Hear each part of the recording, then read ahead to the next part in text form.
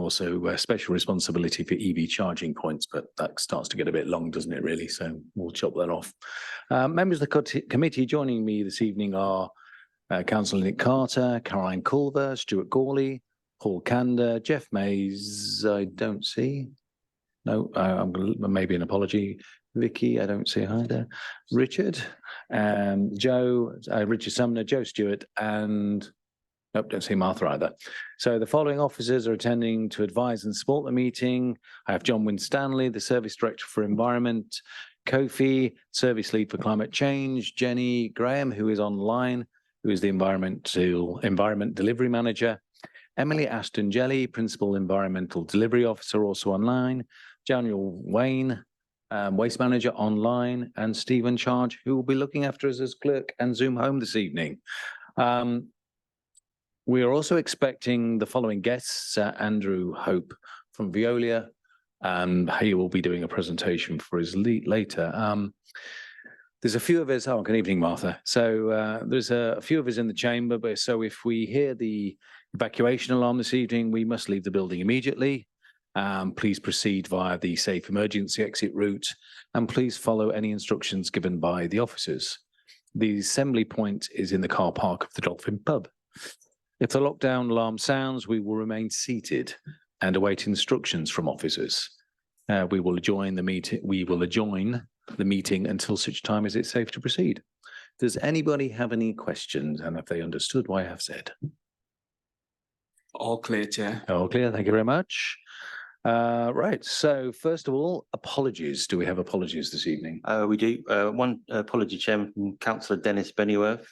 Councillor Joe Stewart is here as his substitute, and also on the officer side, Paul Hendry sent his apologies.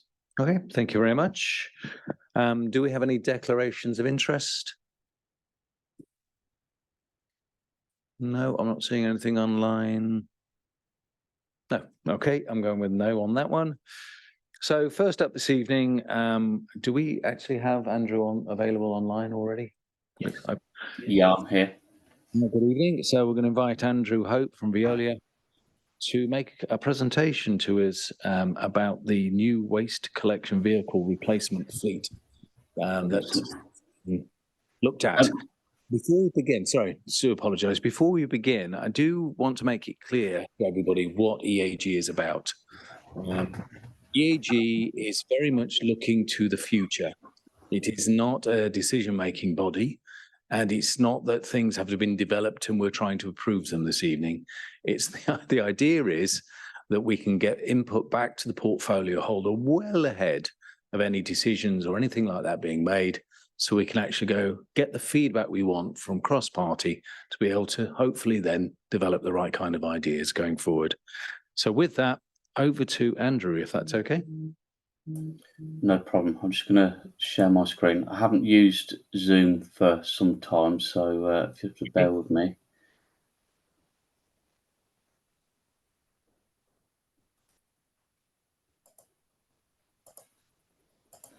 Can you see that, guys?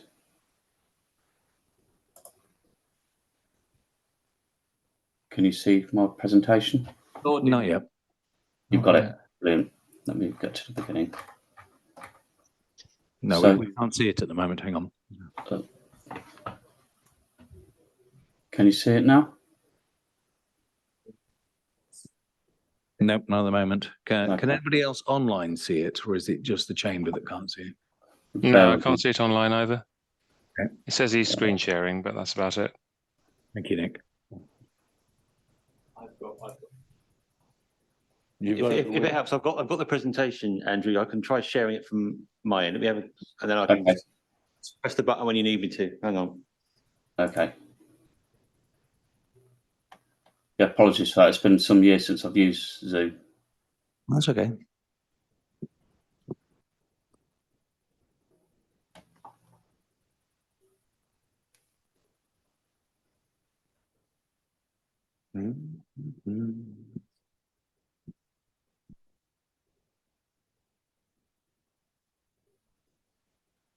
Aha, that's brilliant. Thanks.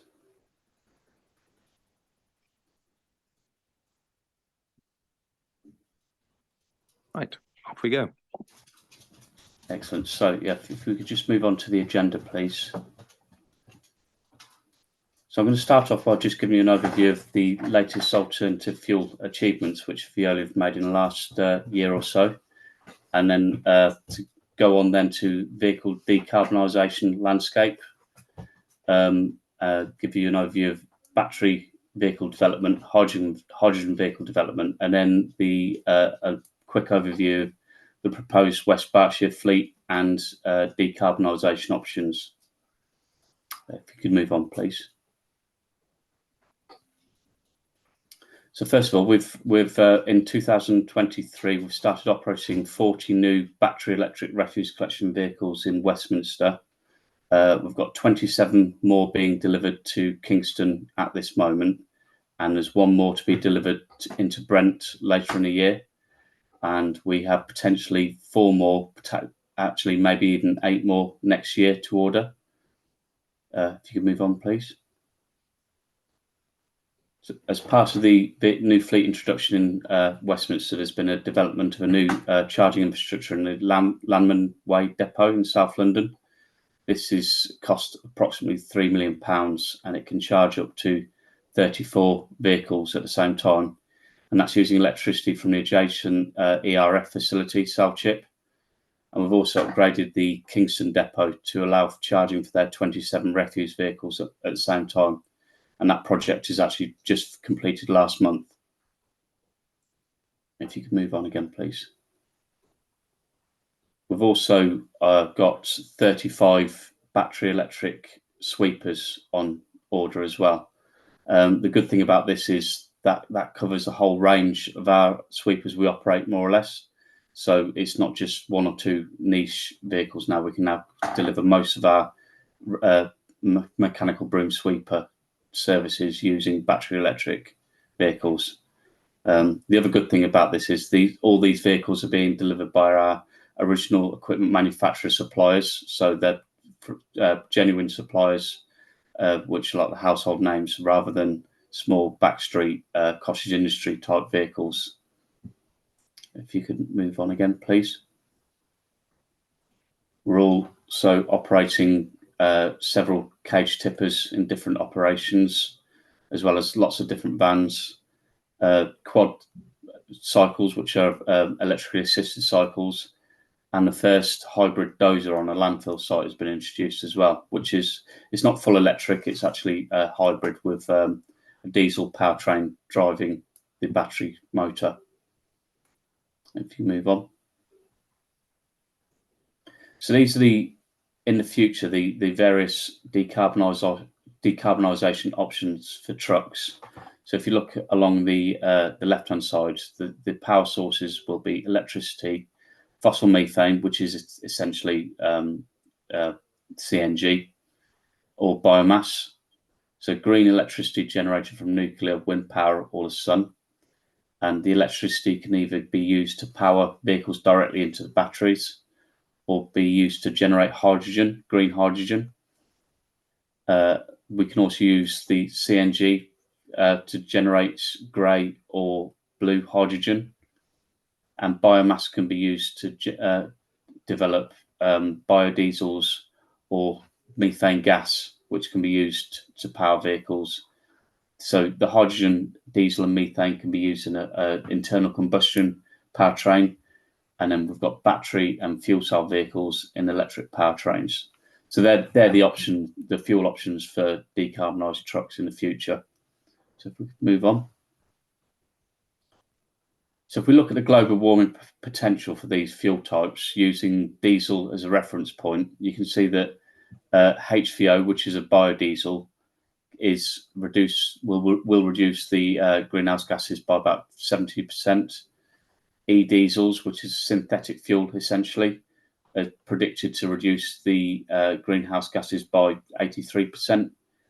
Surprisingly, CNG is slightly less. That's a little bit less than diesel, it's 7%.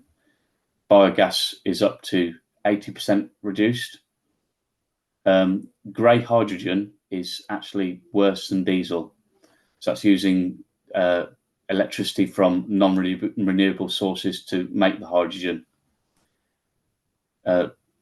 blue hydrogen, which is using non-renewable sources for electricity, but actually putting some sort of carbon capture in place, will reduce by about 54%, and green hydrogen by 67%.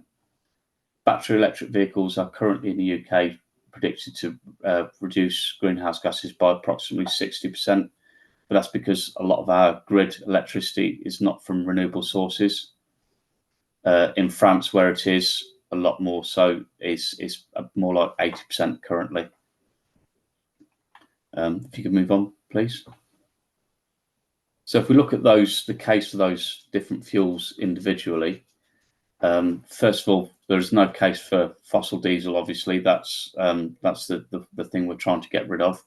But if we look at bio diesels such as HVO, there is the good thing about those is they're a drop-in fuel. We can use them in existing fleets, and there's no additional infrastructure investment or truck investment required to use it.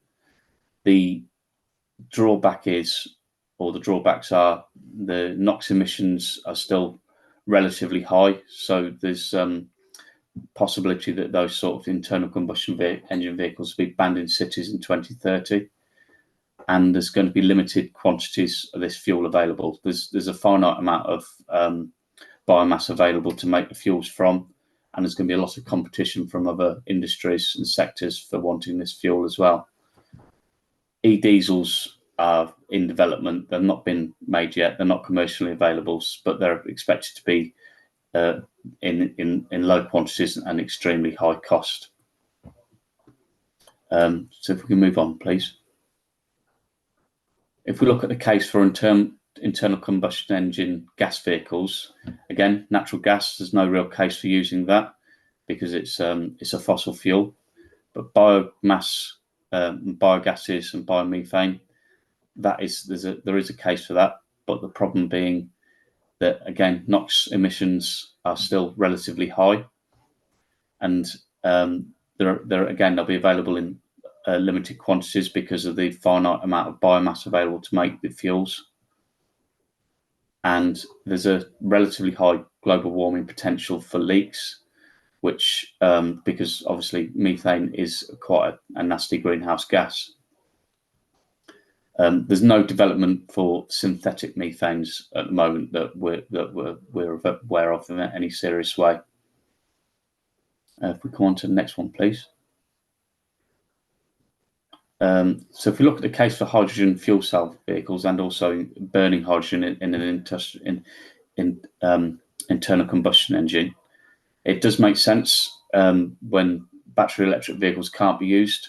So if the range required is too high, if the pressures on the grid make it so you can't actually charge the vehicles, or if you haven't got time to physically recharge the vehicles, then definitely hydrogen does make sense. Also, where there's synergies with other industrial usage, so that we can get the fuel cheaper, it'll definitely be useful then as well. The down marks for it is it's a low efficiency because you're using electricity instead of powering the trucks directly, using electricity to generate the hydrogen. So therefore, it does have a slightly higher CO2 footprint compared to using battery electric directly. And there's a higher transportation cost because obviously you've got to move the fuel around the country rather than directly through the grid. If we can move on to the next one, please. So if we look at the case for battery electric vehicles, this has got the most plus points we can see at the moment. It's got the highest energy efficiency because, again, you're using the electricity directly into trucks, and therefore it's got the lowest CO2 footprint and also the lowest transport costs because you're not actually having to move the fuel around the country. There's zero NOx in cities, so it's a zero tailpipe emission fuel, and it has the lowest noise. The drawbacks potentially are the availability of the minerals to make the batteries, and also there's grid management is required as well, which is going to potentially cause problems with as we get more electric vehicles on the grid. It's going to be a higher load on it, and that could cause problems in the future, or it probably will actually. And then there's higher operational constraints on battery electric vehicles. Obviously, the constraints around range is an issue, and also the charge time is an issue, but also there could potentially be problems with payload as well. And the last but not least, the big problem is the higher upfront investment. Battery electric vehicles are currently costing 2.5 times diesel vehicles. So that is a major obstacle, really, is the capex cost of the vehicles. If we can move on, please. So if we look at the share of new truck sales as we go through to 2050, in 2040, all diesel vehicles will be banned from the roads, but we are expecting to have some bio and e-fuel internal combustion engine vehicles to be sold still for very niche applications. And also the hydrogen, we don't know whether the mix between internal combustion engine and fuel cell vehicles, what that's going to look like. But we're expecting the majority of vehicles to be available in battery rather than hydrogen, and hydrogen will just fill in the gaps where battery doesn't work. If you could move on, please. So if we move on to the proposed West Berkshire fleet, the additional cost of replacing the large refuse vehicles with battery electric vehicles would be quite significant. First of all, the one-pass recycling vehicles are only available with diesel drives. You can't buy those with electric drives currently. And the additional cost for buying the 14 refuse collection and garden waste vehicles would be approximately £3 million. And then there's the cost for the charging stations, which could be circa £500,000 plus maybe £250,000 more if upgrades to the grid connection are required. But we wouldn't know what those exact costs would be until we did an extensive site survey. Next slide, please. What we are doing is putting electric bin lifts on all the large collection vehicles. So the bin lifting equipment will be driven by electricity and not by the vehicle's engine. And that should reduce the fuel consumption by 8 to 10%. And that's potentially 40,000 litres of diesel saved per year. And that is equates to about 107 tonnes of CO2 saved every year. And also, the collections vehicles will be significantly quieter for residents as well, because the vehicles won't be revving up when they lift the bins. If we could move on, please.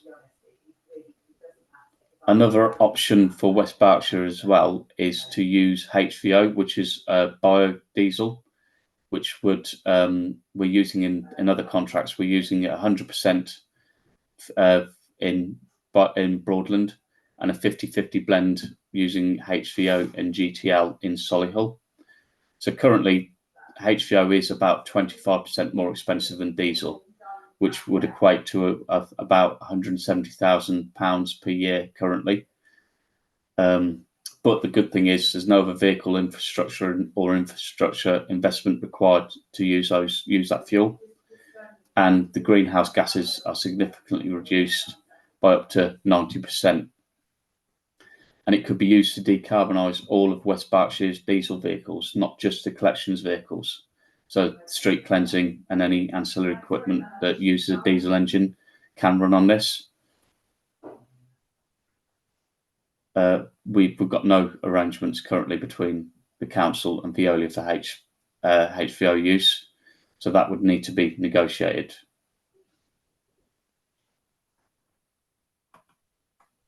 And is there any more slides? And that's it. Lovely. Thanks very much. Yeah, shall we bring him back on camera? So Yeah. that's right. Thoughts, ladies and gentlemen? Got any questions?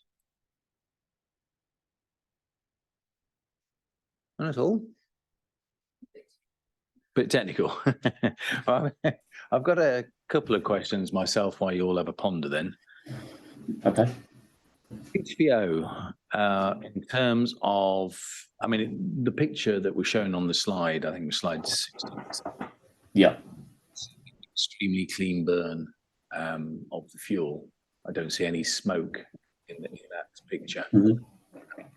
Does that reflect in terms of the lifetime, the maintenance, and so on? Are there savings there for you or for us potentially? That is a good question, and anecdotally, that is the case that people are seeing less fuel filter changes and exhaust filter changes and things like that. We haven't seen it, haven't got enough data yet to prove the case, but that is supposedly, anecdotally, one of the benefits of using HVO. Yes. I don't suppose it's 177 k's worth. Is it? I know, I doubt that much. Yeah. Well, that would be a lot easier to try and go that route with that. Yeah, you mentioned about the potential of the new vehicles having electric bin lifting equipment, but what you didn't mention about new vehicles is the start point in the fuel consumption and the emissions of a newer vehicle. Have they also gone down the path of ULEV? Yeah, so all the new vehicles are built to a standard which would comply with ULEZ. They're all Euro 6. I think Euro 6 Step C is the current standard. So yes, they would all comply with ULEZ. So what could you kind of quantify for us all? And then Stuart, I see you've got your hand up, so you're next. What does that mean in terms of on our path to net zero? What does it mean we've achieved with the fleet if just by changing to a newer fleet? So from Euro 6 and ULEZ, it is a common misunderstanding that doesn't have any impact at all on net zero. You have to separate clean air and carbon reduction. I'm happy to do that as well. Forget the net zero then, just because clean air is just as big a problem as net zero. So absolutely, yeah.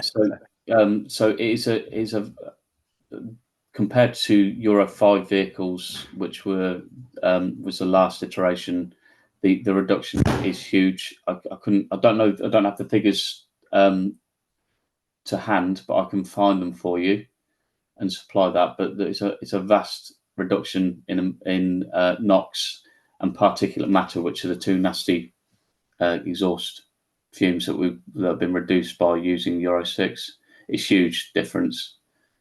In effect, you're more or less down to zero. I'd be very interested in seeing those numbers. If you could send it via the offices, that would be lovely. Anyway, Stuart, over to you. Yeah, cool.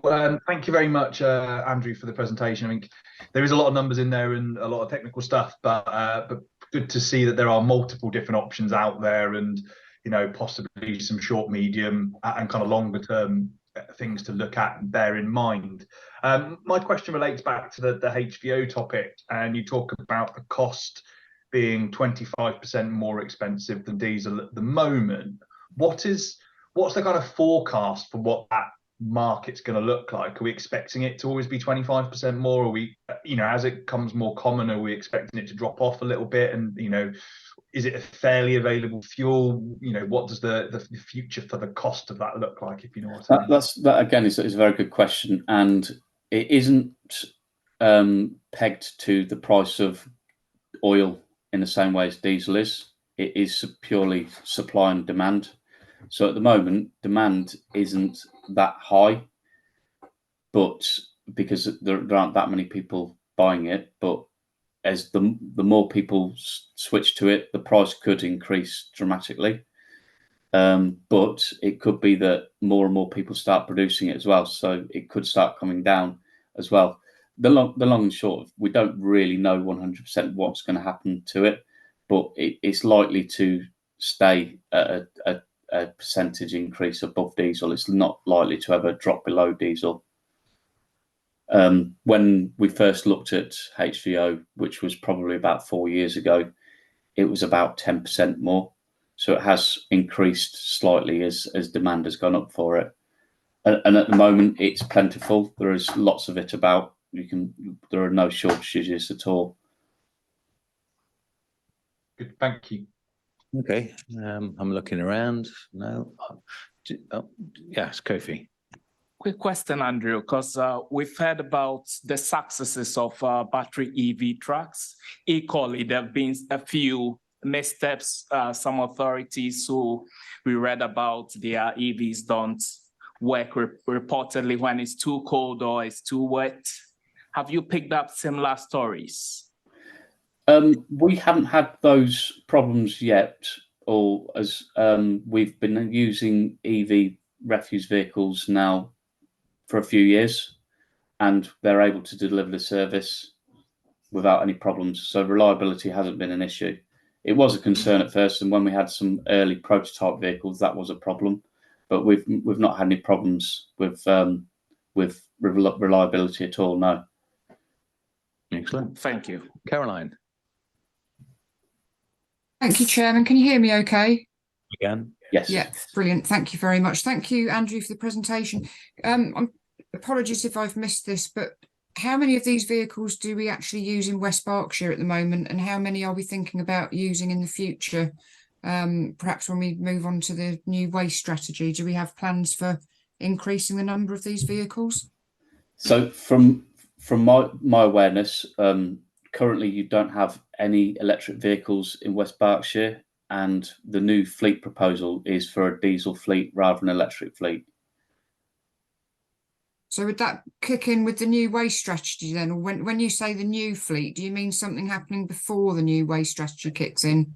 I'm afraid I don't know when your new waste strategy does kick in.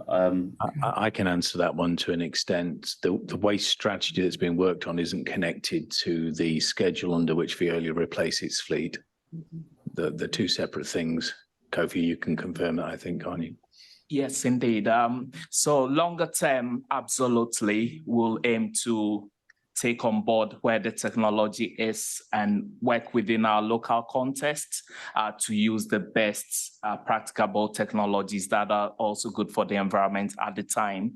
But in the short term, we needed to move quickly to replace our fleet because they are around 7 years old now, and the maximum they can stretch to is 8 years. So we needed to place the orders as soon as practicable.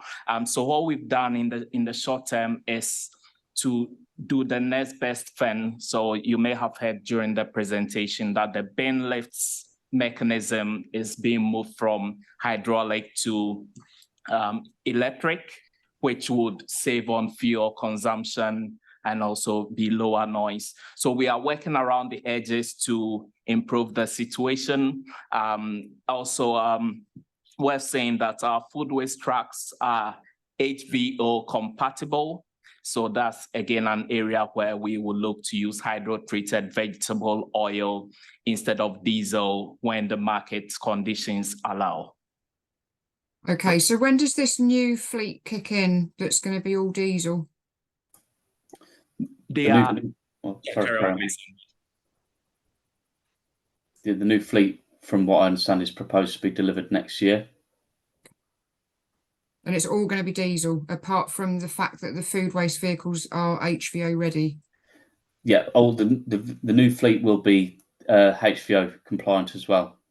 So Okay. you could use if you choose to use HVO, you can use it on all your vehicles. Right.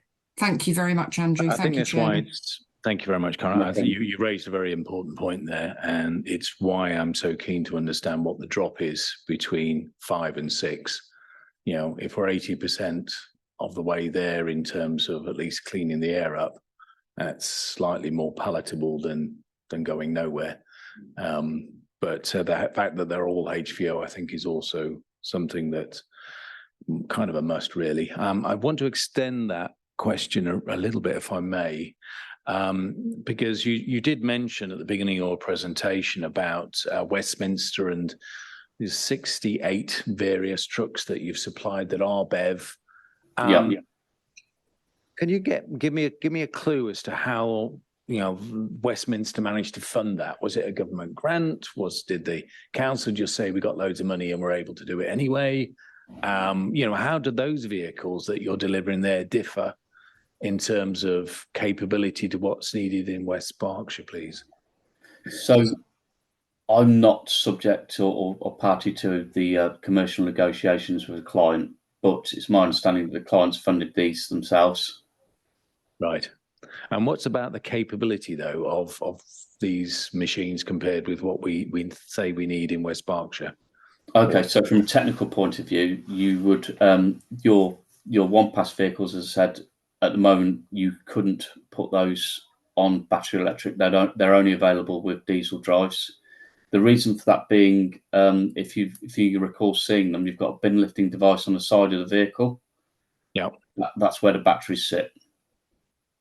So to be clear, even if we had the money, we said to you go electric tomorrow, you'd say back to us, no, we can't because the vehicles don't exist.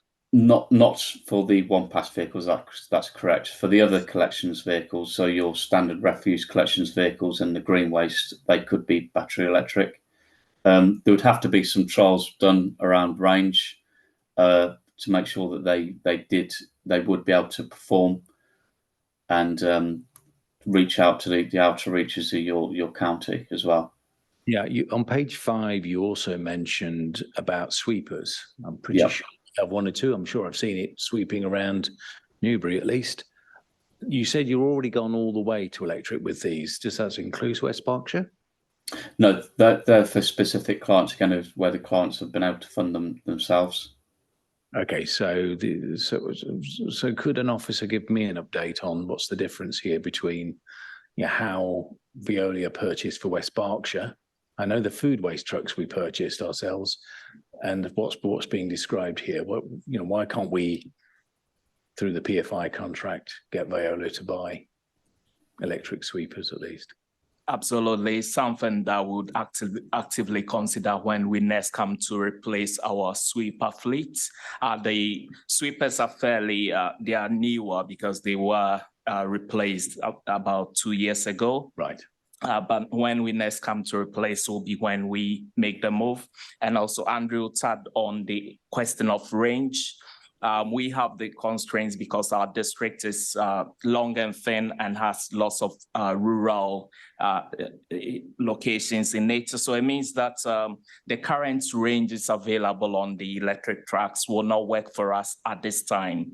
However, as with most things technological, they are improving all the time. So we anticipate that by the time we come to replace this fleet coming up, the range would have improved, or we'll be able to make use of other depots which are not just focusing on Padworth. So I don't know what other members think, but I think I'd like to see the officers start thinking about building this into any waste strategy that we're developing, that we really, if we have a new one, we think about it for at least the next decade and think about how from what's been presented, says to me we go electric, but I don't know what others think. That's only a personal opinion. Has anybody else got any? Please, Richard. I was just having a quick look on the interweb, as you tend to do with things that you've never really come across before, and HVO as an option. There's a very local supplier of it by the look of it, just up the road from Padworth. Okay. So that sounds handy, doesn't it? Yeah, quite. If the costs can be worked through, then it would appear that we've got the framework of the supply in a good area.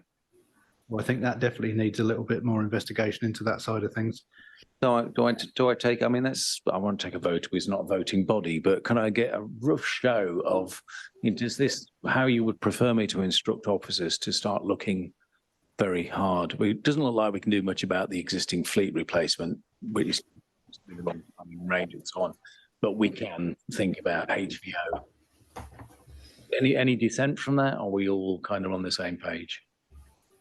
Adrian, can I just say one thing? I realise with these waste contracts, they last for a very, very long time. And bearing in mind what Kofi just said about how quickly technology changes, when we negotiate the new contract, if we can just make sure we leave ourselves enough wiggle room to be able to bring in new, better things, without being told, oh, actually, you've got to wait another 20 years now, for Yeah, example? I mean, I guess we all know this, right?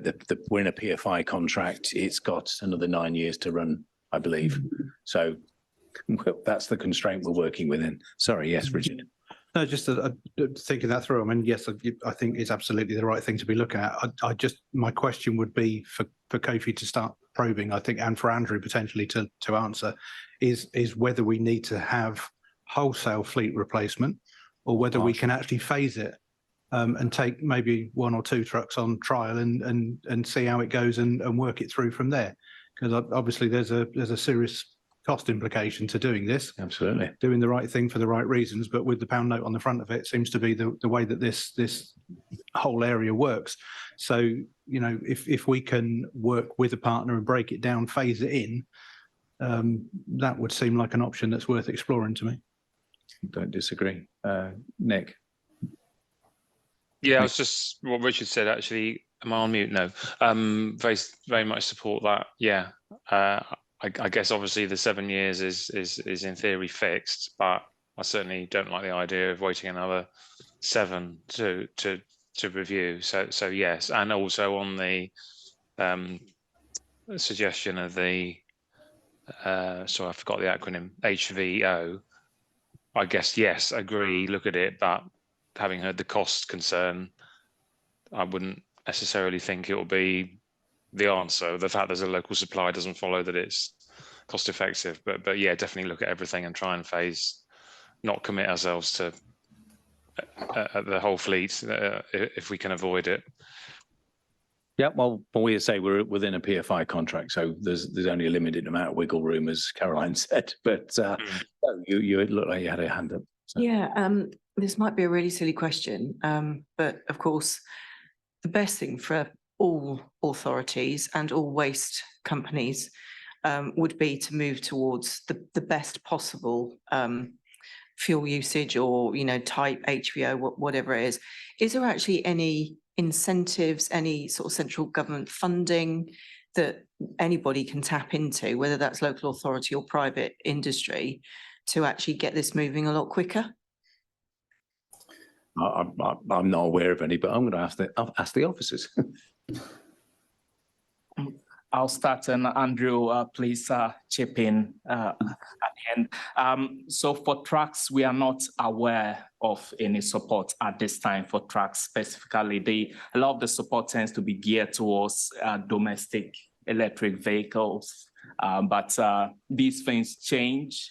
So we will be on the lookout for any emerging opportunities to decarbonize our fleet. And it's worth mentioning because the vans that our supervisors use on this current contract, majority of them have recently been switched to EVs. So we are making incremental progress, but it's just the big step of moving to the trucks that we'll be on the lookout for when the technology and costs allow. Andrew, Daniel, do you want to add anything to that? No, I'd agree that there aren't any grants or incentives available that I'm aware of. Generally, the grants are around research and development, and because these vehicles are commercially available now, there's no grants available to buy them. Also, the duty on HVO is the same as it is on diesel currently, so there's no real incentive from central government to switching to HVO at the moment either. Work the central government can do, I guess. I think we're almost done on this one, in summary, what I've heard, and make sure we're clear, is as portfolio holder, I've heard that we want to look at HVO. The members would like us to look at HVO quite seriously. So please do that. Also, that although we are, I'm not quite clear whether we've placed the order yet, or Veolia has placed the order. I should be, to be clear here. I assume so, because there's usually a long lead time on these things anyway. And we couldn't rephase that because they're all at the end of life because of the way they started off. They're all getting replaced cyclically. However, we have 2 other opportunities to look at a phased approach. The sweeper fleet. I don't know how many we've got. How many have we got in West Berkshire sweepers? 1 or 2 or 3? Yeah, single digits. Single digits, right. Daniel spoke to us under 5. 5, right? Okay, he wasn't just saying hi then. So, hi. So 5 of those. So there's an opportunity there, but it looks like about 5 years from now. Is that fair? Right. And we just had the new food waste only trucks, but they're only a year old. Is that right? So at least 6 years. So we're 5, 6, and 7 years away from going electric is kind of what I mean. Let's have a look at that. What can we do? It seems a long way off. Yeah, but other than that, unless any other member has a comment, thank you very much indeed for coming along and presenting to us. Much appreciated. On we go. What's next? Let's have a look. Thank you very much. Bye-bye. Indeed. Right, so next we have Jenny Graham, one of the local officers, talking about an electric vehicle infrastructure. I guess not for large waste trucks, but anyway, over to you, Jenny. Thank you, Chair. Yeah, I do have a presentation, which I believe Stephen will share on the screen. The aim really is to provide you with an overview of where we are as a local authority in delivering and facilitating our EV infrastructure. So I'm going to take you through a few things that are going on, bring you up to date, and hopefully by the end of it, you might have an overview of different projects and strands of work that are going on currently in this ever-changing area. Thank you, Stephen. Next slide, thanks. So I'm just going to briefly look at the current position. I'm going to also talk a little bit about a piece of work that we did that ties in with EV infrastructure, and that's the local area energy plan. I'm going to touch on the refresh that we are doing on the ultra low emission vehicle strategy. And then I will look at the different programs of work, looking at on-street charging points and their delivery, and also off-street charging points. And finally, I will finish with some external funding opportunities that we have and our plans for that. Next slide, please, Stephen. Thank you. So the current position, and when I say current position, you know, I think as soon as you put down a position, it's immediately changing. But these are figures from 2022, and there were 143 publicly available charge points in West Berkshire. Some figures there about the actual EVs that were registered in the district. And as you can see, so West Berkshire has a higher than average uptake of EVs, with a DFT estimate there of 37,600 vehicles in West Berkshire by 2030. It's interesting that there's been a decline in car use, but there's growth in LGVs and HGV traffic. So we've obviously heard about some of the larger vehicles and advancements there. So there's work to do across the spectrum because we are seeing that increase in those larger vehicles as a percentage of traffic on the roads.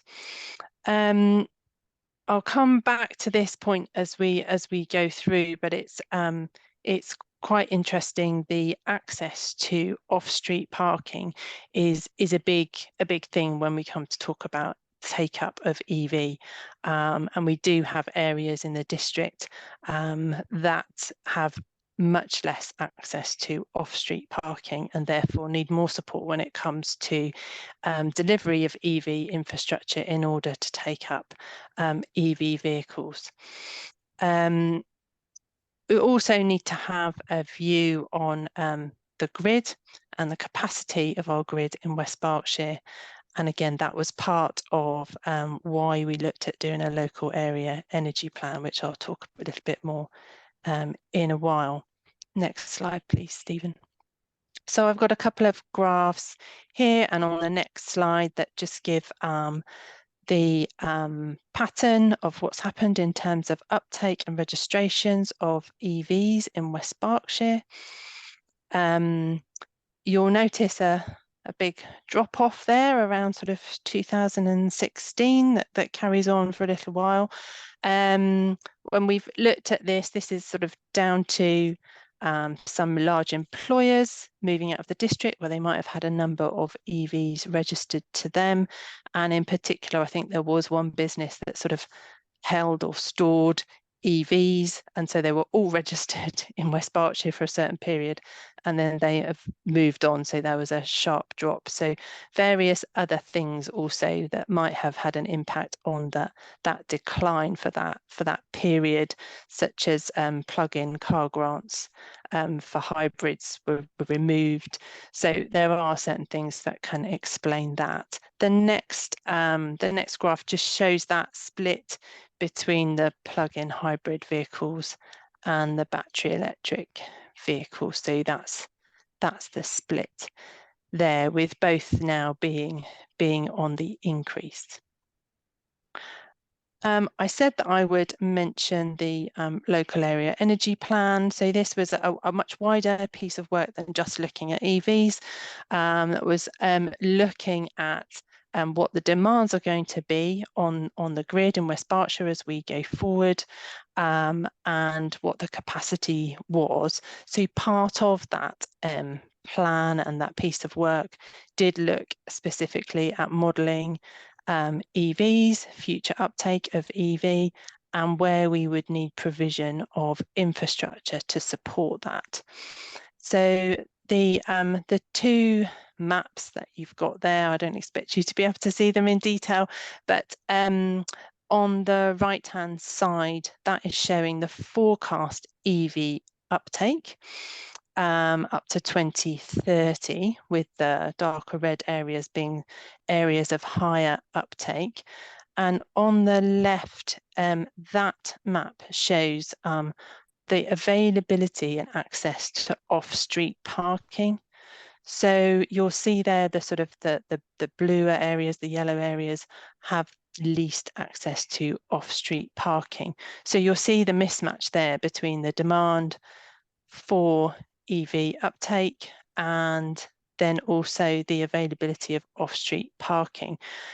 And that indicates where our role as a local authority is most important, by providing on-street charging infrastructure to support those that are wanting to move over to EV vehicles. There was some forecasting work as part of that plan, the local area energy plan. So some future modelling was done, and the table on that slide there shows the lower range, higher forecast, and the mid-range position. And we are progressing our plans and programs based on the mid-range point from that piece of work. Next slide, please. So the areas where the forecast high need are, and as I said, the reliance on-street parking, just listed the key areas that came up there. So that the highest need, those communities are listed there, and then that additional need of lack of off-street parking, particularly around Newbury, Thatcham and the Calcott areas. Next slide, please. So we've taken some of this information and are looking to update our ULEV strategy. The first strategy was one of the first things that was done following the launch of the environment strategy in 2020. But because it's quite a fast changing area in terms of policy and technology advancements, it makes sense to refresh it. And so we're looking at doing that now and following some further gathering of evidence and forecasting. The ULEV strategy links with a number of other plans and strategies across the council. I've listed 3 there, but an obvious omission I've already seen is the local transport plan, which has much more of a focus this time round of decarbonisation. So that's another key plan that the ULEV strategy will link with. Next slide, please. So as part of the refresh of the ULEV strategy, we're very much trying to look at the part that EVs play within the sustainable travel hierarchy. So you'll see the diagram there, the blue triangle, indicating that actually if this is part of a much bigger picture. It's not all relying on us moving to EVs, and actually to decarbonise our travel and transport, we can look at a whole range of things, including better use of technology and active travel, using public transport. So it's really trying to put this in context within that sustainable travel hierarchy. The council has got principles within the refresh strategy of leading by example, so looking at our own fleet, particularly focusing on the cars that we have and light duty vehicles, and our aim to have all of those moved over to ULEV by 2030.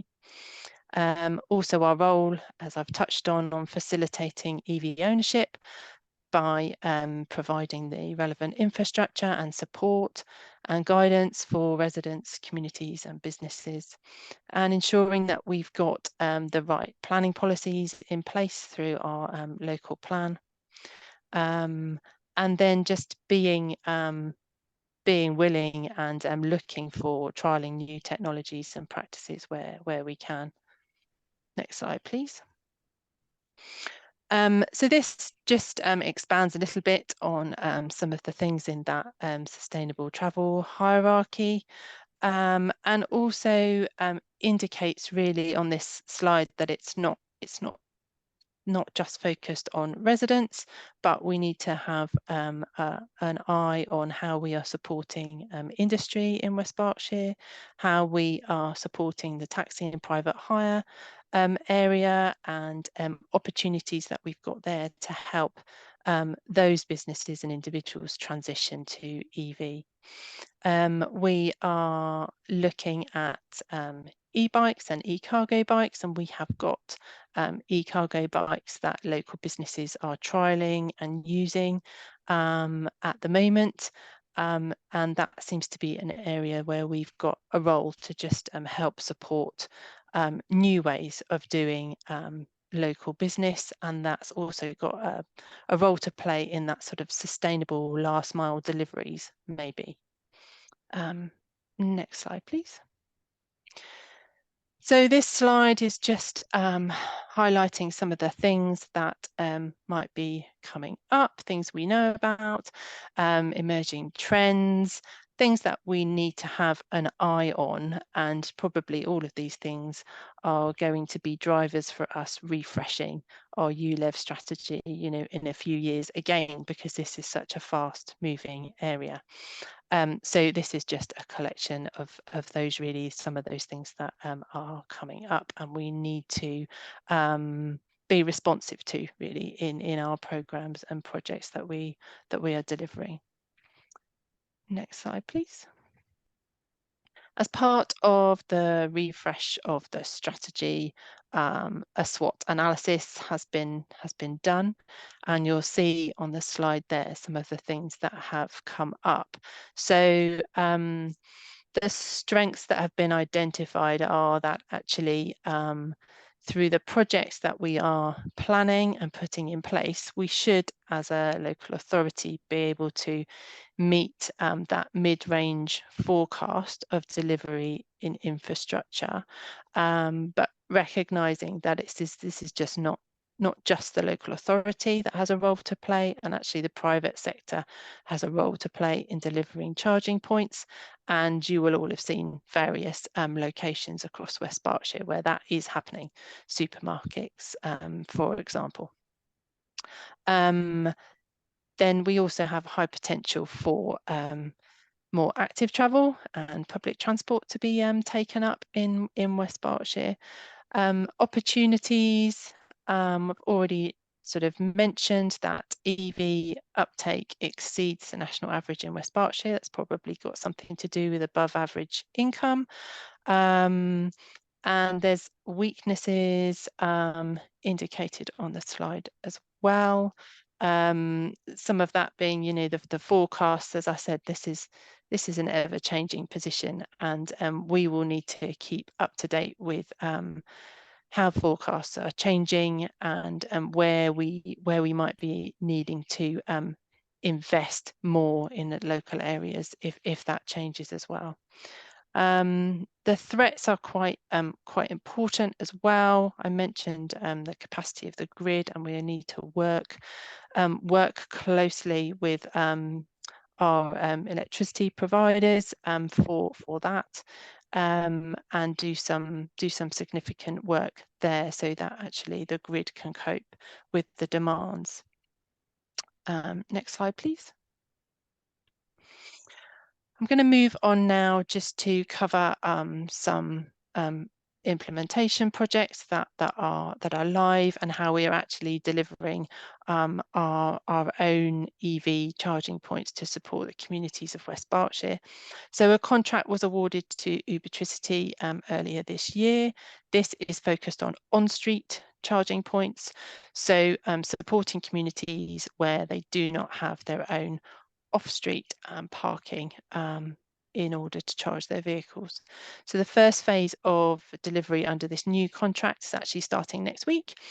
22 sites are hoped to be live by the end of October. A few sites that had been identified have had to be removed from the programme just because they were found to be not suitable.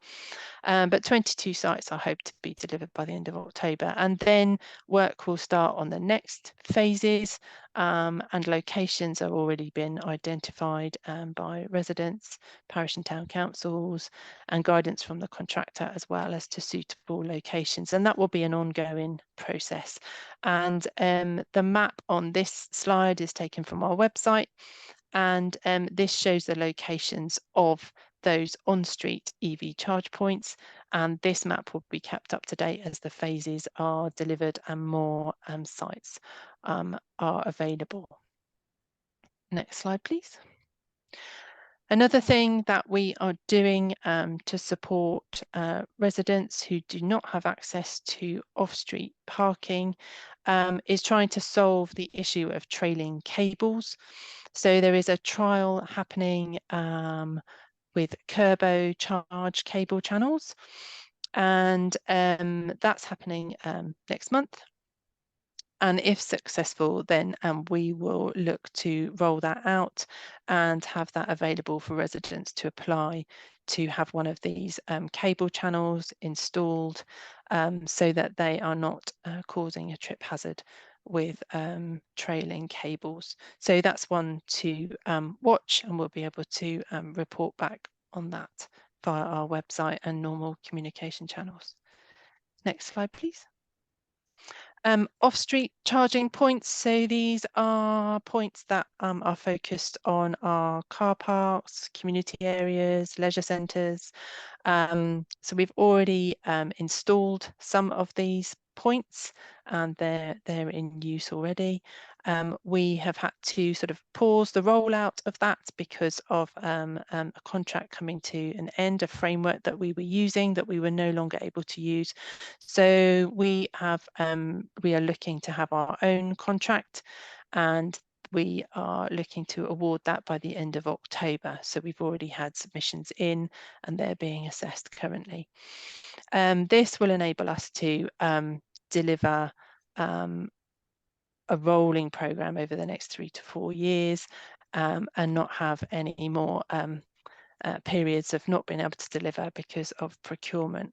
So we're looking forward to having that in place, and I know that there are priority areas in West Berkshire that we weren't able to deliver in the first round under the previous framework. So Hungerford is one of those, and that will be a top priority for this new contract. Next slide, please. So just finishing off, we have also got the opportunity to benefit from some local electric vehicle infrastructure, LEVI funding from the government.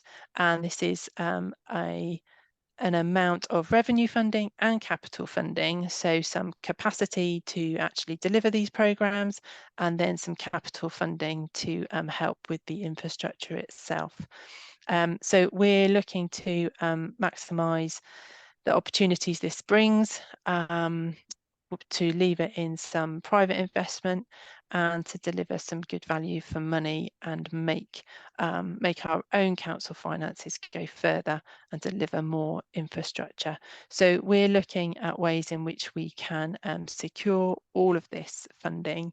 It does involve more procurement exercises, but we're looking to put that in place so that we can maximise the use of this grant funding, and also look at opportunities to lever in any other funding that will help us roll out EV infrastructure in West Berkshire.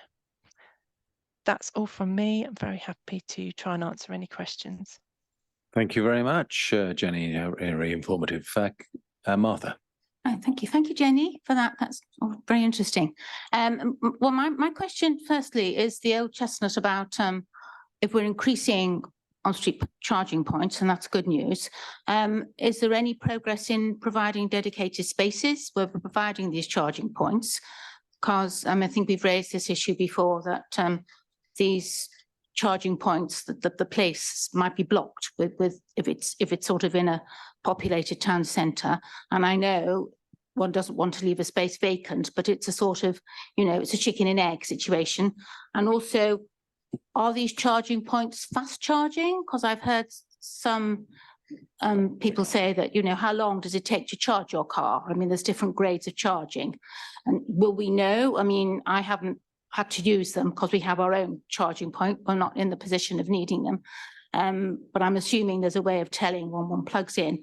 And while I've got the microphone, just on the issue of active travel, one would like to see more secure parking for cycles in the town centre. If one has a bike that, one's paid a lot of money for, you're not going to come and sort of strap it to one of the Sheffield racks that we have a reasonable number of, but probably could do with more of them.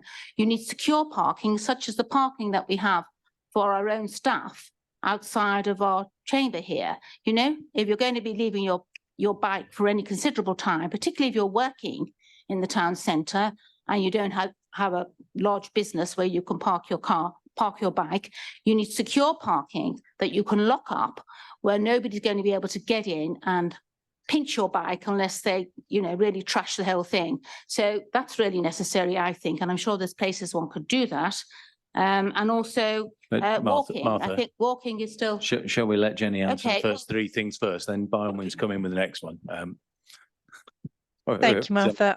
I'll take those in reverse order. So with regards to the secure cycle parking, we are aware that certainly in Newbury that there is a demand for that. We are looking at opportunities for that, to have some sort of cycle hub.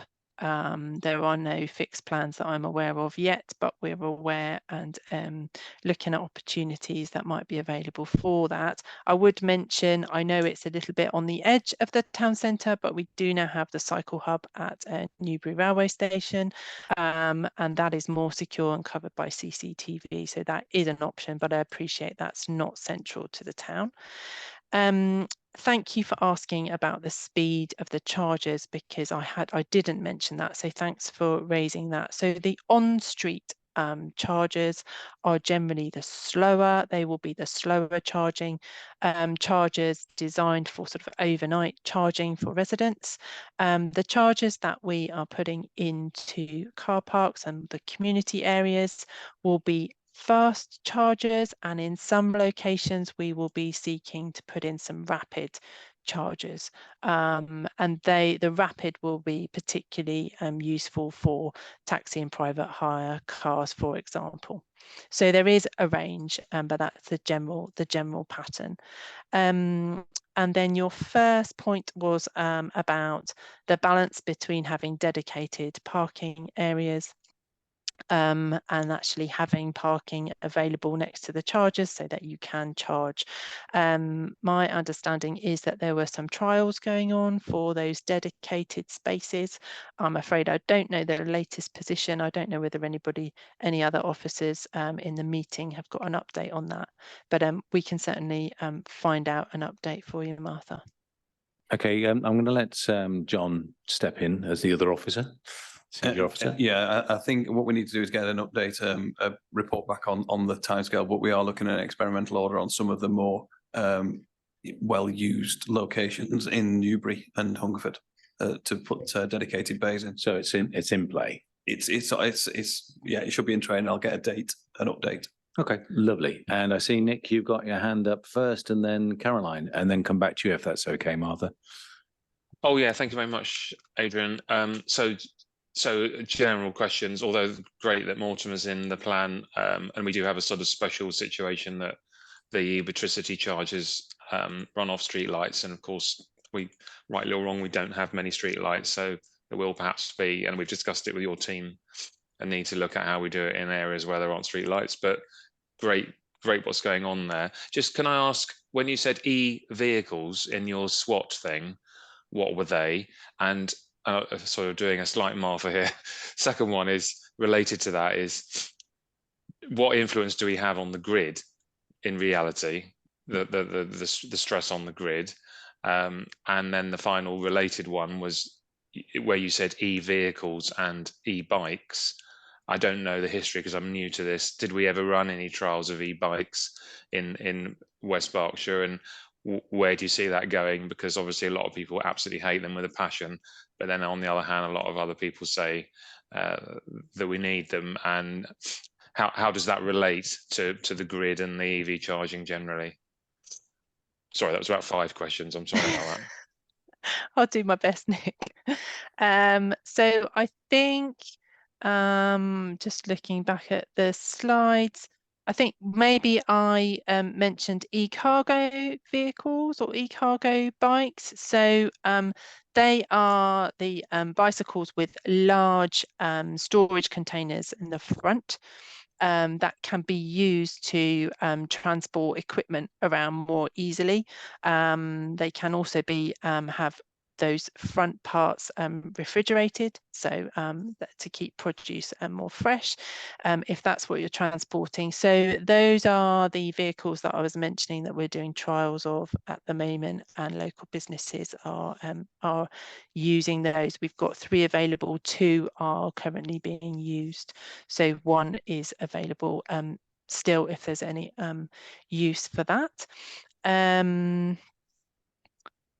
The e-bikes, we have got some electric bikes that are available currently for staff to trial. So that's particularly to encourage staff cycling to work. So they're available for staff to trial at the moment, sort of try before you invest in getting your own. We haven't done any wider e-bike trials across the district.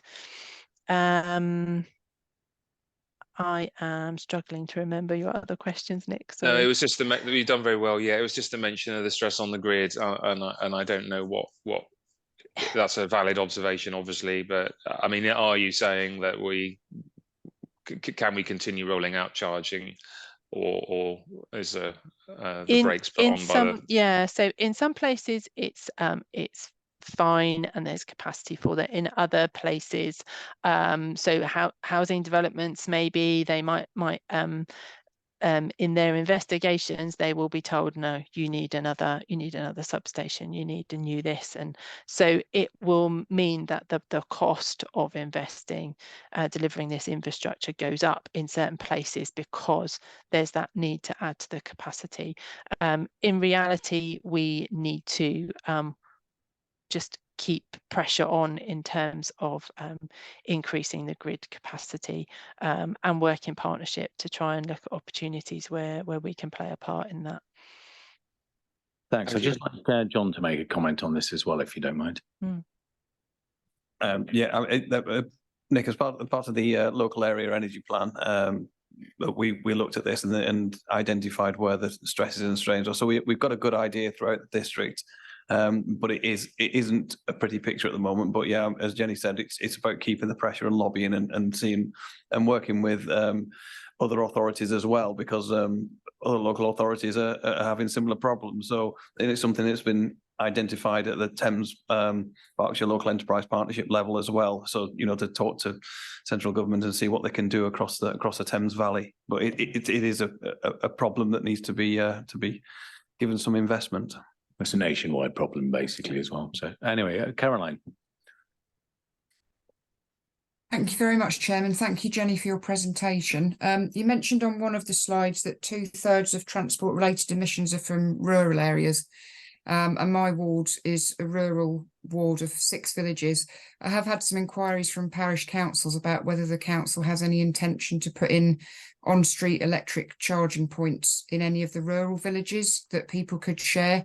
Some people are in properties that aren't particularly suitable for having their own charger. And also linked to that, I just wonder if there's more that we could do to make buses more appealing to people in the rural areas. I know this has been raised in other forums, and we've had the free bus day last Friday, which was very welcome. We've had the government reduction in the cost of buses over the last few months to £2 per trip. But I just wonder longer term whether the council can do a bit more thinking about buses in rural areas. Where I live, the last bus out of Newbury back to this area is 6:15 in the evening. And I think if you had buses coming back later, more people would use them because they would know that they could go into town to work or to do whatever else they need to do, and then they would be able to get home. And I think a big reason why people don't use them at the moment is because they know they won't be able to get home after the things that they need to do in town. So if we can't do things with electrical charging points as a council, if there's something we can do around buses, I think that would be much appreciated. Thank you. Hang on, but I mean, I'll start with that answer, Caroline, because one of the first things I said to the officers when on taking charge of the portfolio was to make sure the communities were contacted to start asking about exactly what was needed where. So, and I think there's more happening than that, though, because there was, it isn't like, you know, I had the first idea ever. So does one of the officers want to say what's actually happened so far? In terms of community infrastructure, EV delivery in our rural areas, that's definitely something that we're looking at. So and I would encourage individuals, parish councils, community groups to get in touch if they've got an area actually that they think one would work in, or that there's a need. So we've got a dedicated email address that they can contact. So that is just ev@westberks.gov.uk, and various teams that are involved in delivery of the infrastructure have access to that email. And so that might be on street provision, but that might also be looking at a village hall location or another community area that we can work in partnership to deliver under the various contracts that we've got. And we'll certainly pass on your comments about the bus services to the relevant colleagues. And obviously we've got the bus service improvement plan, and I know that they're trying to look at a whole range of improvements, and I think we need to be really innovative in terms of access for our rural communities, because traditional bus service provision is not going to be viable. So we need to look at more innovative ways of that. Thank you. Chairman, can I be cheeky and have a very quick supplementary, please, about the buses? Yeah, absolutely. In a second, can we just let John add his bit? Sorry, in? yeah.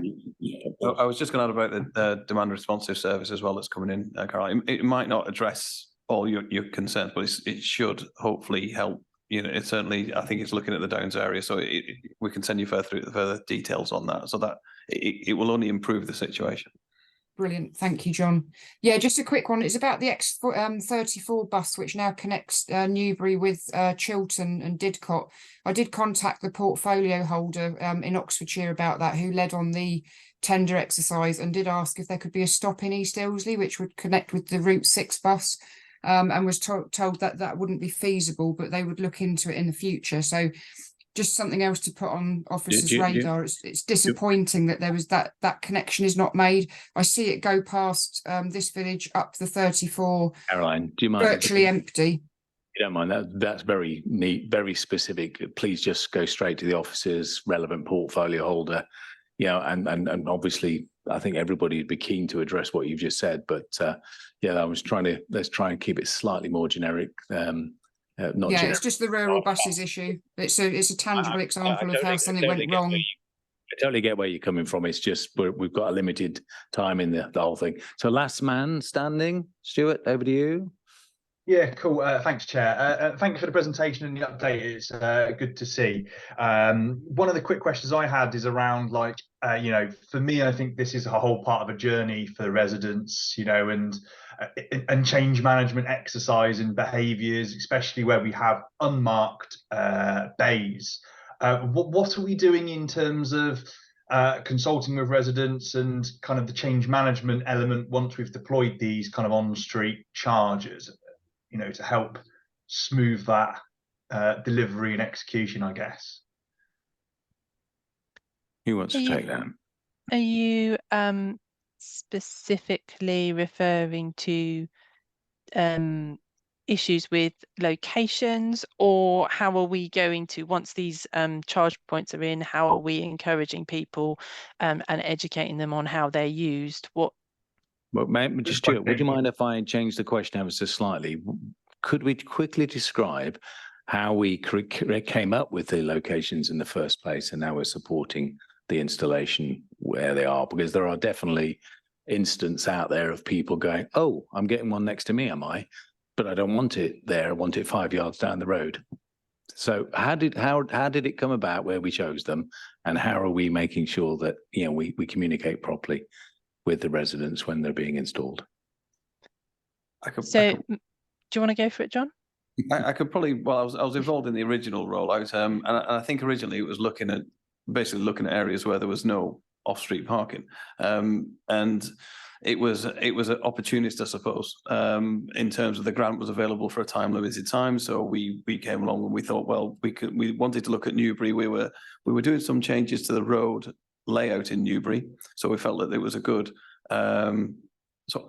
sort of offsetting way of looking at how can we you know, improve the sort of or reduce the sort of carbon impact. This was back in 2019, so yeah. we were ahead of the climate emergency, we were ahead of the time in highways, and we thought, well, we you know, try and encourage use of electric vehicles in Newbury by providing off-street parking points.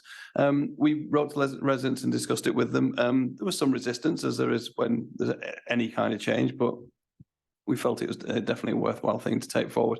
And since then, we've invited people to come forward and suggest locations. So invited residents to suggest locations. So after the initial tranche, it's been basically on demand. But obviously there's certain criteria. It needs to be in locations where there is limited off-street parking. But yeah, so a part of this, as part of the latest sort of rollout, we will do a little bit more engagement and aftercare on once they've been introduced. And we're also doing a lot of reviewing of the ones that have already gone in. Some of them are quite well used, some of them not so. And we can move them around. They are mobile, so we can shift them. So yeah, we can review and perhaps relocate them and redeploy. Is that okay, Stuart? Okay, the thumbs up there. Great. Martha, yes, of course, you had a fourth question, didn't you? Well, it's just a little point. I was just going to, just as regards walking, which obviously has the least emissions of all the active travel options, but I still think is a Cinderella of transport, for want of a better word. I do think we could do more to make walking more attractive. Particularly, I mean, often it means liaising with other departments. I mean, I'm always coming across walkways and being told by residents that were overgrown hedges, uncut undergrowth, makes walking really difficult, particularly when it's been raining, you know. Often elderly people with children get showered as they walk under or get their legs wet because grass is too long.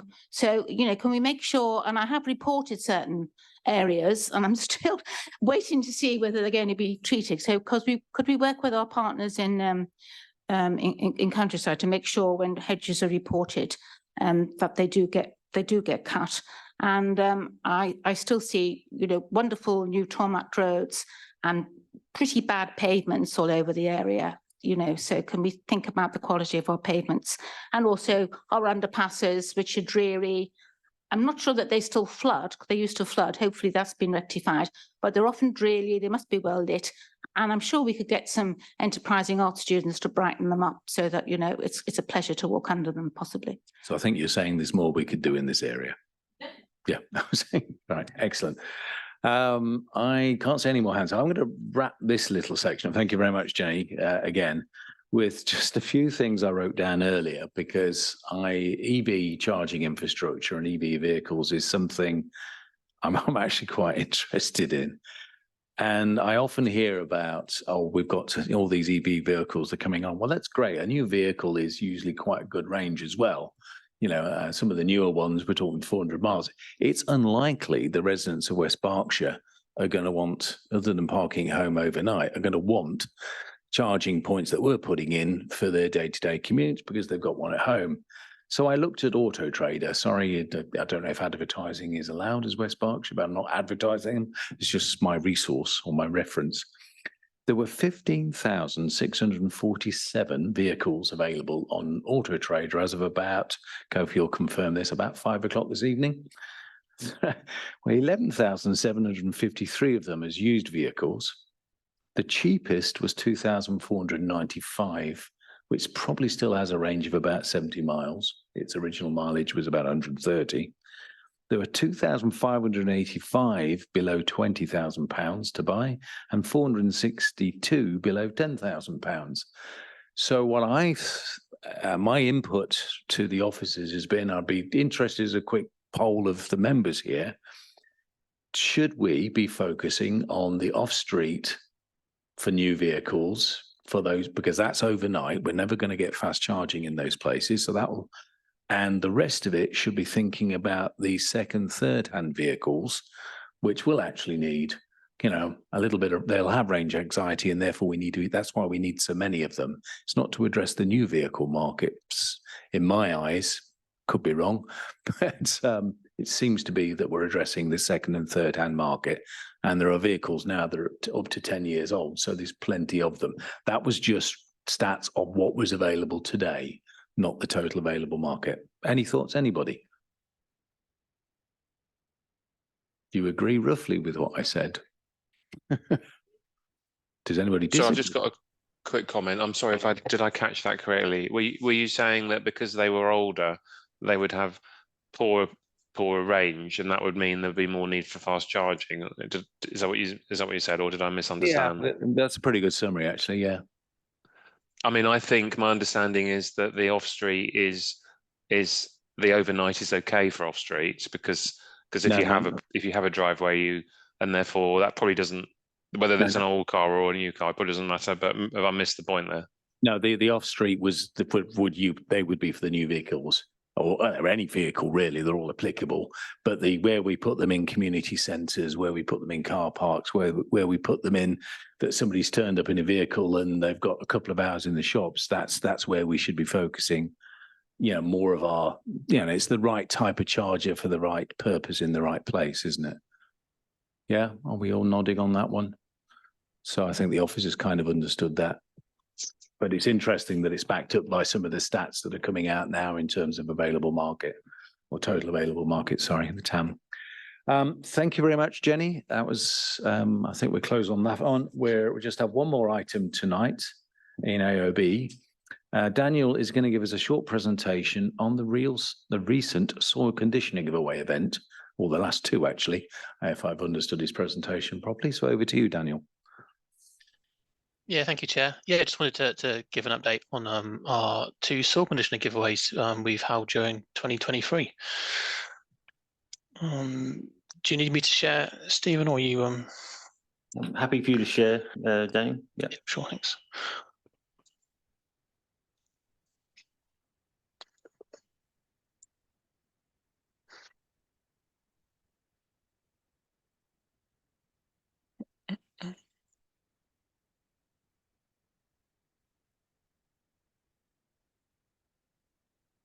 Right. It's one of those again. Sorry, can you see it okay, or is it my I think it'll need to be me again. Yeah. Okay. Doesn't like it from home.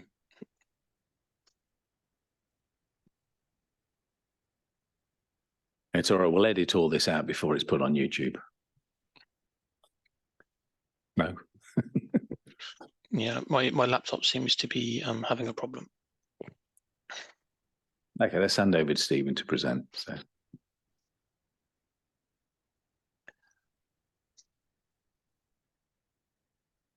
Are you able to it's still, I think it's still trying to share on your behalf, Daniel. Are you able to stop it from sharing? Not at the moment, Stephen, I'm afraid, no. It's say it seems to have frozen and Okay, Daniel, why don't you talk to it? And I've had a quick look at your slides anyway. Yeah, I'm sure you can talk to it.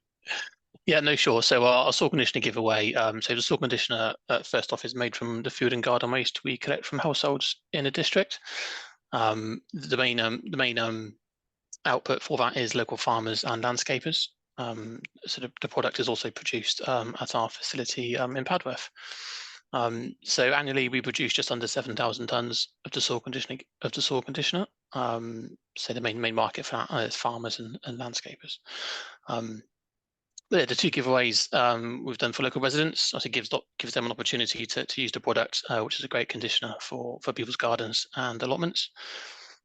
So the latest giveaway happened just the past weekend. We had 350 visitors to site who collected just over 33 tonnes. I'm just saying that your actual presentation is on the screen now. I don't know who. Great. Daniel, go. You can press forward. Can I press forward? I hope so. Yeah, we'll see. Here we go. Yeah, add a nice picture. So yes, it's made from our garden food waste. I've already said that. And some nice pictures of how we process it at Padworth. I've done this bit, and here it is. So the 2 resident giveaways. First one was in May, and the last one weekend just gone. So 850 residents in total visited and collected the product, with 80 tonnes overall given away. So yeah, a really positive free giveaway that we do to help residents, and a good example of how a circular economy can work, from us picking the waste, us processing the waste, and giving the waste away. So it doesn't go anywhere other than West Berkshire as well, which we think is great, and something we hope to continue with our partners at Veolia. Lovely. So it's a really quick one.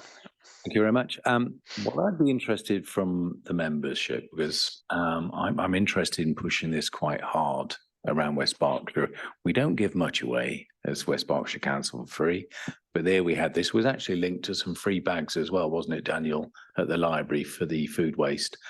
But I'd be interested in how the members would think that we can make more of this next year.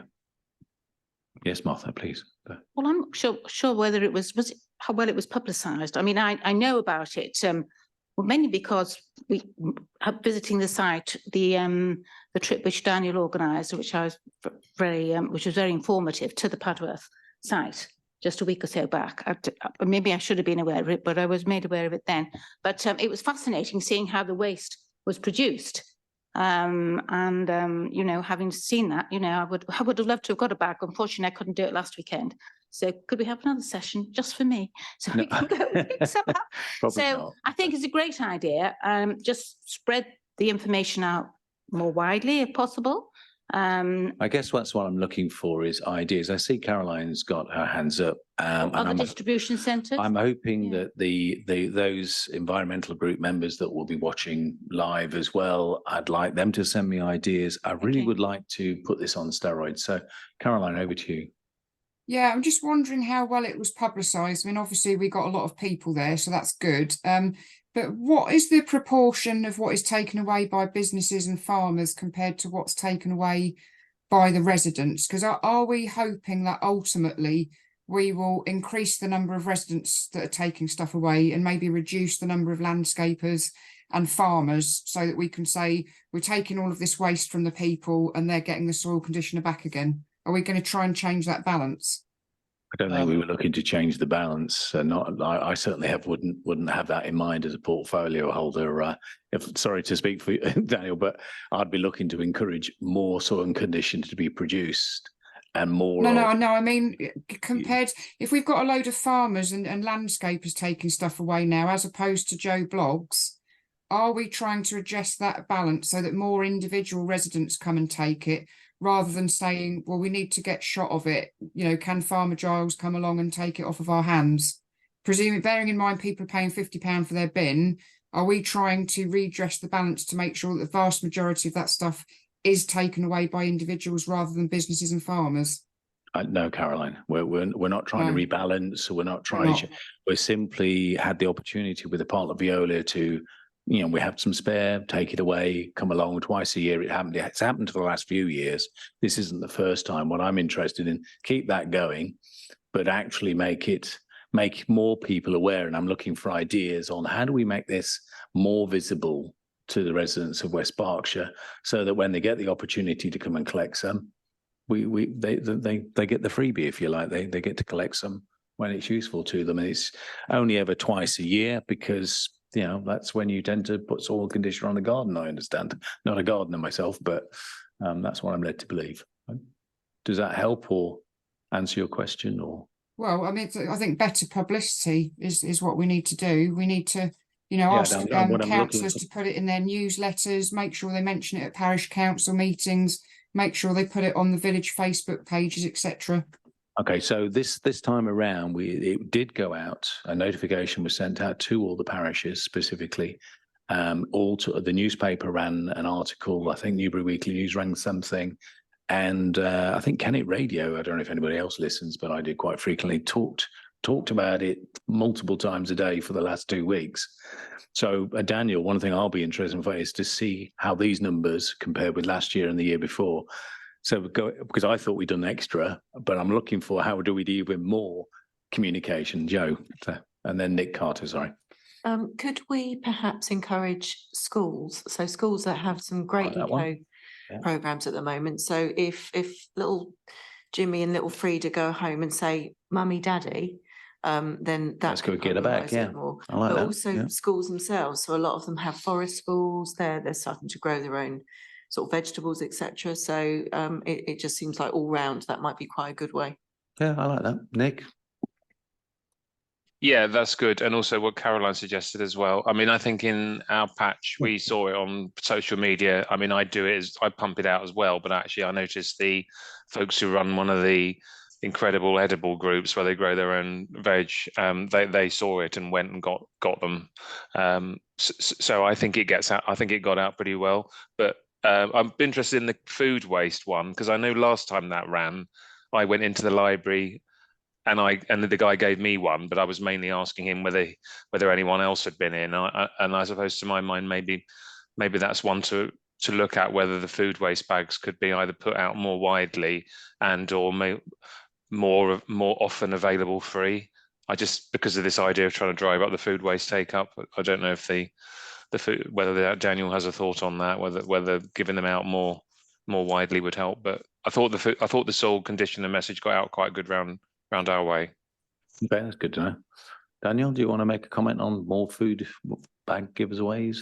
Yeah, sure. Yeah, thanks, Nick. Yeah, I mean, we'd love to. Obviously, it comes at a cost, so we need to make sure it's within the budget that we have available. And say that this one we've done is bigger and longer than we have done before. It's been throughout all of September.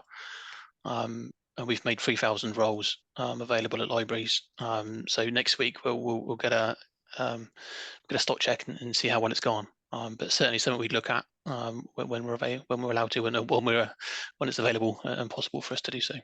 Yeah.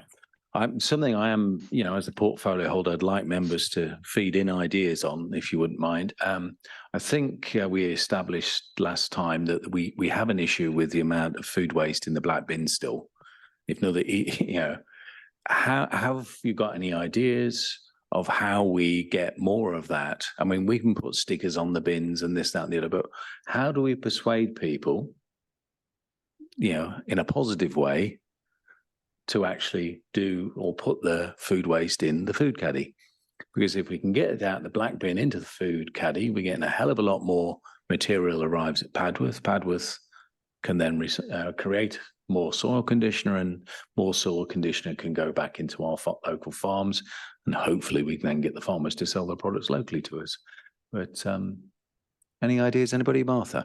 Well, I mean, Joe mentioned schools before. I think school parents through the children is always a good way to do this. And there's probably something that it can fit into some project in school, or to something that the schools are doing, or offer a visit from somebody to talk. Because schools are always looking, particularly secondaries, for something to enhance what they do, and primaries always. But so I think the schools, and obviously individual, I was going to say, although it would be difficult, as Veolia go round, if there's always particular areas where one finds the bins overflowing with food waste, can they feed back to us places where we might then sort of target a message? And I don't mean by that, like the sort of waste police, but try, although you feel that you want to do that sometime, but sort of think about ways of just engaging more with those particular communities where you maybe identify that it's not working. Okay.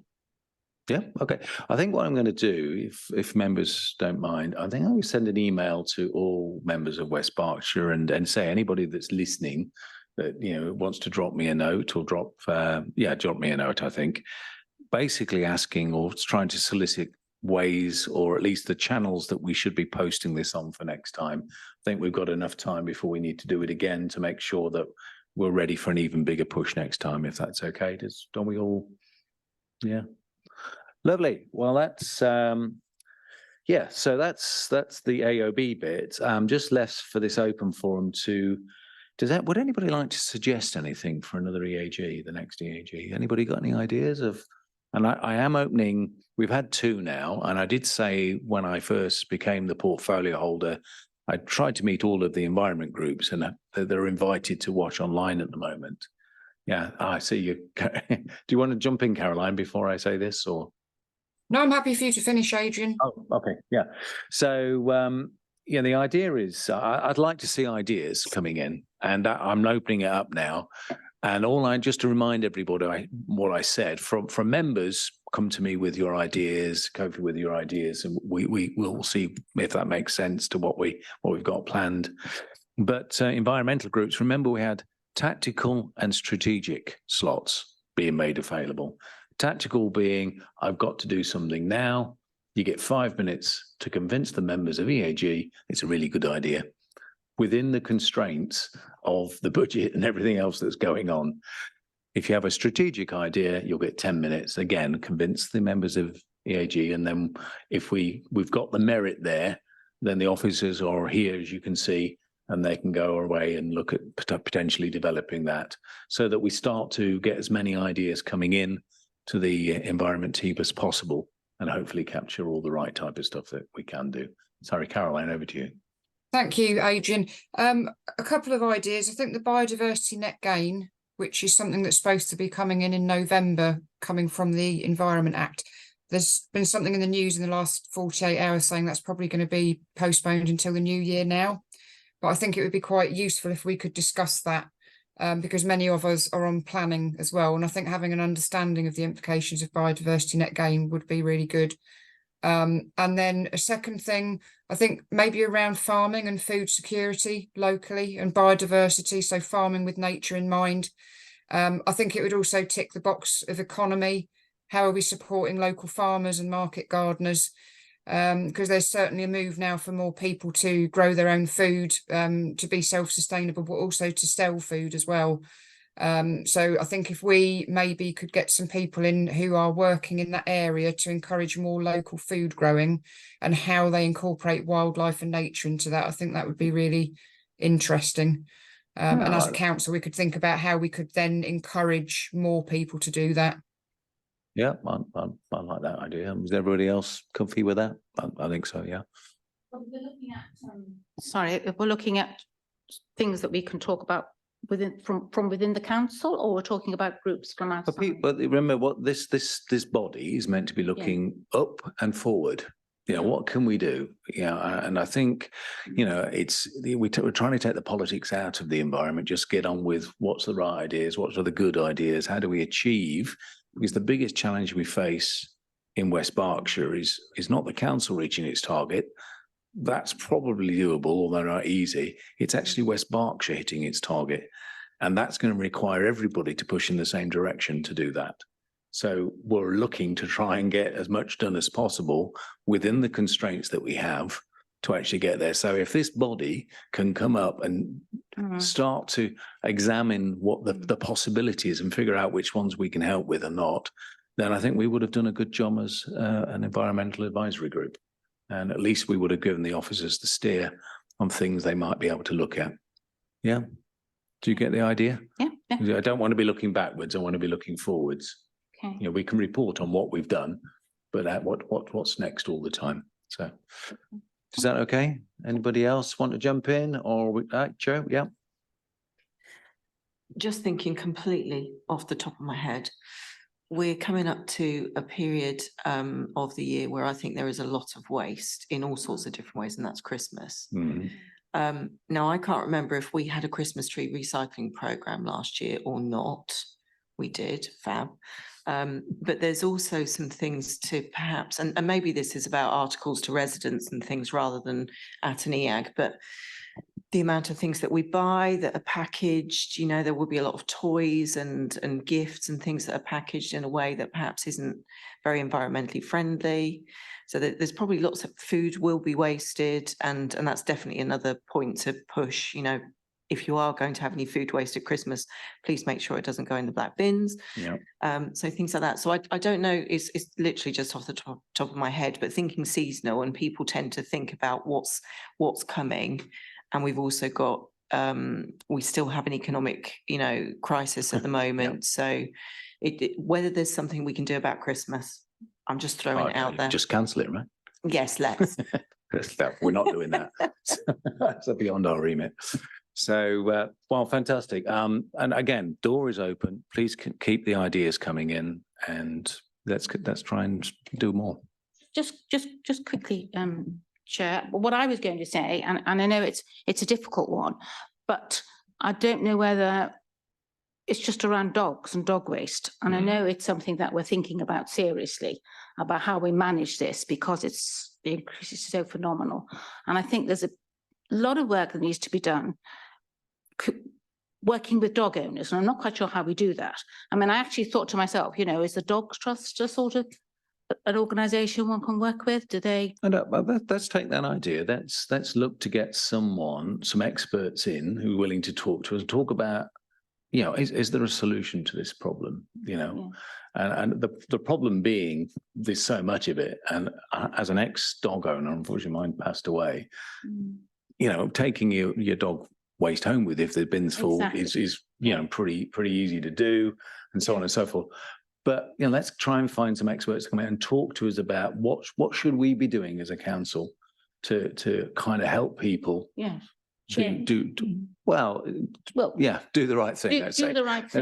Is there an actual easy solution to this problem? Some I suspect there isn't, but what's out there as possibilities, so that we'll make sure we're not missing anything. On that point, I'm going to close the. Oh yeah, sorry, no, I'm not. Next meeting is Monday, the 27th of November. So thanks everybody. Hopefully you've enjoyed this as much as I have. We are going to talk part 2. Just so you know, in next meeting onwards, we will start to say some of the things. Part 2 means private.